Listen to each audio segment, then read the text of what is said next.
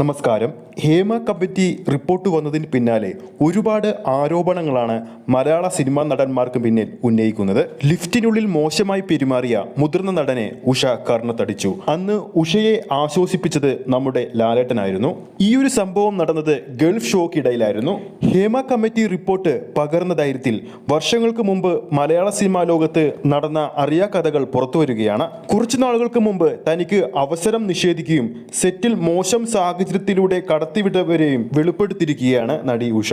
മലയാള സിനിമയിൽ പലരും ബഹുമാനിക്കുന്ന മുതിർന്ന നടനിൽ നിന്നും മനസ്സിനേറ്റ പ്രഹരത്തിനെപ്പറ്റി ഉഷ പറയുമ്പോൾ ആ സംഭവം മുതൽ ഇന്ന് വരെ 32 വർഷങ്ങളുടെ അന്തരമുണ്ട്. 1992 ഗൾഫ് ഷോക്കിടയിൽ പങ്കെടുക്കുകയായിരുന്നു ഉഷ.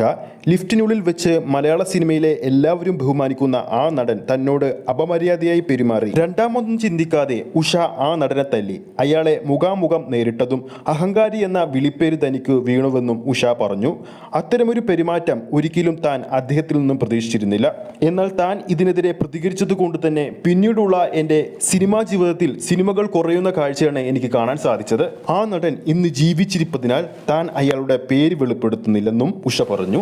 ആ ഒരു വിഷമ സമയത്ത് എന്നെ ആശ്വസിപ്പിച്ചത് ലാലേട്ടൻ മാത്രമായിരുന്നു. ലാലേട്ടനോടൊപ്പം സുകുമാരി ചേച്ചിയും ഉണ്ടായിരുന്നു.